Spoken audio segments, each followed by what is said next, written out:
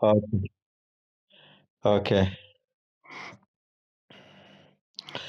சொல்லு.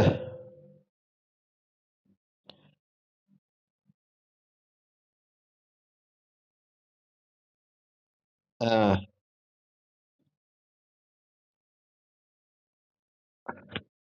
ஓகே.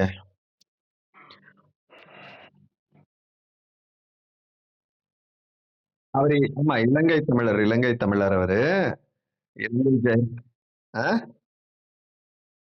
யாழ்ப்பாணத்துல சேர்ந்தவரு. அவர் மேல நெறைய விமர்சனங்கள் இருக்கு. அவர் போதுமான அளவுக்கு ஈழப் போராட்டத்த பத்தில வந்து அவர் வந்து பட்டும் படாம அந்த ஈழப் போராட்டத்த தனக்கு பயன்படுத்திக்கிட்டாரே தவிர,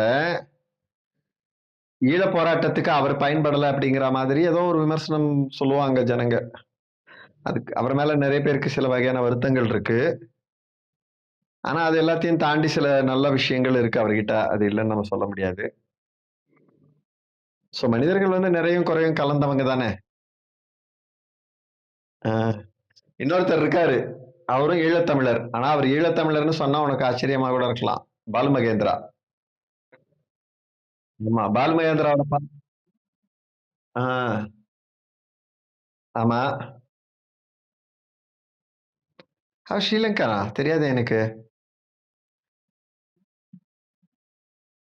ஓகே. ஆனா, அவரு இங்க தான் இங்க தான் இருக்காரு. அவரு ஸ்ரீலங்காலருந்து வந்தாங்களான்னு தெரியல. இல்ல காலங்காலமா ஸ்ரீலங்கால செட்டில் ஆனவர் கிடையாதுல்ல. அவரோட பேச்சுல எங்கேயுமே ஸ்ரீலங்கா தமிழே வர்றதில்லையே. இந்திய தமிழ் தானே பேசுறாரு அவரு. இலங்கை தமிழ் பேசலையே. நாம தான் சென்னை தமிழ் மாரி தான் இருக்கு. தமிழ்நாட்டு தமிழ் தான் பேசுறாரு அவரு. அவரு இலங்கை தமிழ் பேசல. இலங்கை ஜெயராஜ் வந்து முழுக்க முழுக்க இலங்கை தமிழ் பேசுறாருல்ல. ஆ, அவரு பக்கா இலங்கைக்காரரு. அதுக்கு அப்படி கேட்டா எம்ஜிஆர் பிறந்து வளர்ந்தது சின்ன வயசுல எல்லாம் இலங்கையில தான். ஆனா அதுக்காக அவர்கிட்ட அந்த மாதிரி சீலம் தன்மை எதுவுமே இல்லையே. எம்ஜிஆர் சீலன்காரர்னு சொல்ல முடியுமா என்ன? இலங்கை தமிழர்னு சொல்ல முடியுமா என்ன? முதல்ல அவர் தமிழரே கிடையாது. ஆமா. ம். அது அவருக்கு ஒரு புகழ் இருந்தது. அந்த ஜெனரேஷன் ஓட்டு போட்டாங்க.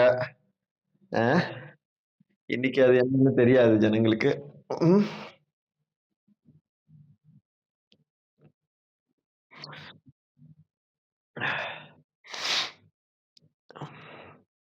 ம். ஓகே. எங்க பார்க்ல நடந்துகிட்டு இருக்கியா? ஓகே. ம்.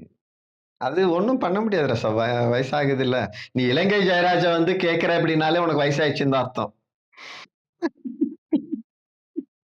ஆமா ரசம். அதெல்லாம் கதா காலக்ஷேபம் தானே அவர் பண்றது. நீ நீ உட்காந்து கதா காலக்ஷேபம் கேட்கறன்னா வயசாயிடுச்சுன்னு தானே அர்த்தம். பெருசாயிட்டேன்னு தானே அர்த்தம். திண்ணையில உட்கார்ந்த திண்ணையில உட்கார்ந்த பெருசா இப்ப ஆயிட்டல்ல. ஆ? ம். ம். தமிழ் மேல பற்று போச்சுன்னா அப்ப வயசாயிடுச்சுன்னு அர்த்தம். ம். அது மனிதர்கள் என்ன, இவங்க எப்படி வாழ்றாங்க, இது எப்படி, இதுல எது கரெக்ட், எது தப்பு, இதெல்லாம் யோசிக்கிறது வந்து ஒரு முதிய மூப்படைஞ்சதுக்கு அப்புறமா தான். இளமை வந்து யோசிக்கிறதுக்கு ஆனது கிடையாது. இளமையோட யோசனை வந்து செயல் தான். என்ன செய்யணும், என்ன செய்யணும், என்ன அனுபவிக்கணுங்கிற ஒரு தவிப்பு தான் இளமை. இல்லையா? சோ அத தாண்டிட்டேன்னாலே ஓகே. இலங்கை ஜெயராஜ்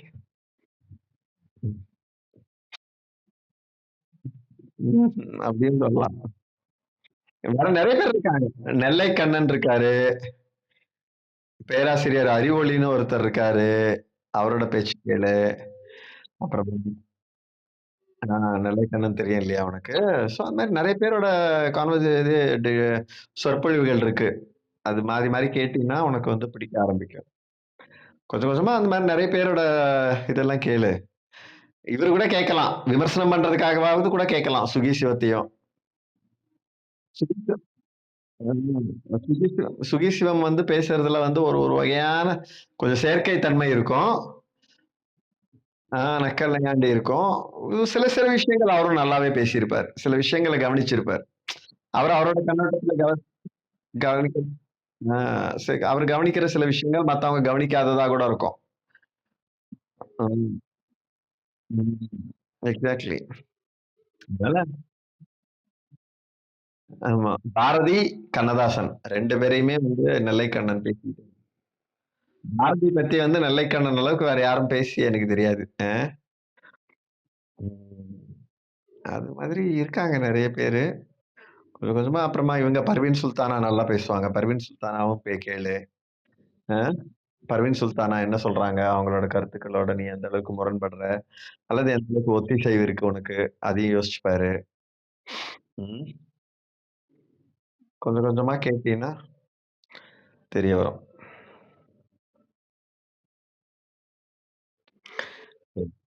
அ எங்க? சவுகார்பேட் என்ன work? Okay. Oh! Okay. Okay, okay, okay, okay, okay. ம். நல்ல விஷயம் தான். அவங்களோட வாழ்க்கை நல்ல அனுபவம் தான். அவனுங்க வந்து கராரா இருப்பானுங்க. அ ஆனா நம்ம ஆளுங்கள மாரி ஏமாத்த மாட்டாங்க. அவனுங்க கராரா இருப்பானுங்க. ஒரு மாதிரி வந்து கொஞ்சம் வினோதமா பேசுவானுங்க. ஆனா நம்ம ஆளுங்க அளவுக்கு வந்து ஏமாத்த மாட்டானுங்க. அந்த அளவுக்கு வேணும்னே டிலே பண்ணி ஆமா. ம். ம். ம். அதனால தான் அவங்க வந்து வணிகத்தின் உச்சத்துக்கு வந்தது. வணிகத்துல வந்து டாப் கம்பெனிஸ் எல்லாம் அவங்களோடது தானே. அ டாப் கன்ஸ்ட்ரக்ஷன், டாப் இது எல்லாமே ரோட் லேயிங் எல்லாமே அவங்க கையில தானே இருக்கு.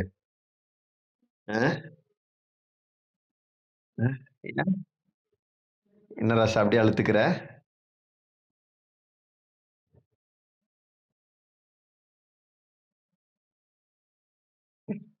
அது நீ அது சாப்பாட்டுக்கேன்னு இறக்கி விடுறது கரெக்ட் கிடையாது ராசா. ஒரு மனிதனோட வாழ்க்கைங்கிறது சாப்பாடு மட்டுமே கிடையாது. இனப்பெருக்கமும் இருக்குது. அதுவும் தன்னோட இனப்பெருக்கம் மட்டுமே கிடையாது. தன் பிள்ளைங்களோட எதிர்காலம் இருக்குல்ல.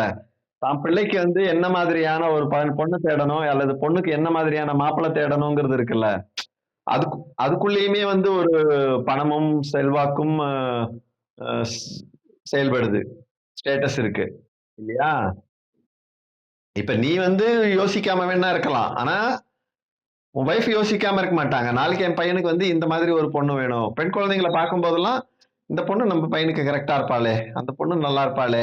அப்படின்னு அவங்க உள்ளுக்குள்ள வந்து ஒரு கால்குலேஷன் போட்டுக்கிட்டே தான் இருப்பாங்க. குழந்தை பெத்த எல்லா அம்மாக்களுக்கும், பெரும்பகுதி அப்பாக்களுக்கும் கூட அது இருக்கும். உனக்கு இல்லாம இருக்கலாம். ஏன்னா நீ வந்து என்ன மாதிரி விந்த ஜந்துங்கிறதுனால. அ தப்பி பொறந்துட்ட ஆளுங்கிறதுனால உனக்கு வேணா அது இல்லாம இருக்கலாம். நீ வந்து சமூகத்த பத்தி நெறைய யோசிக்கிறதுனால, உன் பிள்ளைய பத்தி மட்டுமே அதிகமா யோசிக்காம இருக்கலாம். மத்தவங்க எல்லாருமே வந்து சின்ன சின்ன விஷயங்கள்ல மத்த குழந்தைங்கள கவனிக்கும்போது, தன்னோட குழந்தையோட கம்பேர் பண்ணி தான் பார்த்துப்பாங்க.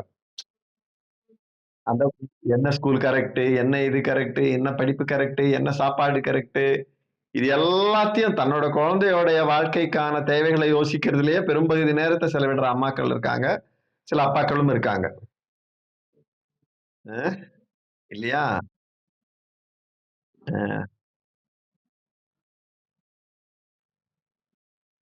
அ,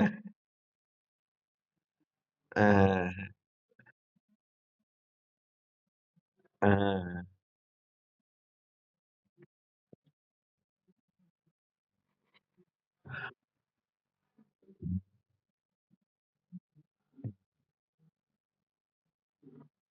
ம். கரெக்ட் தான்.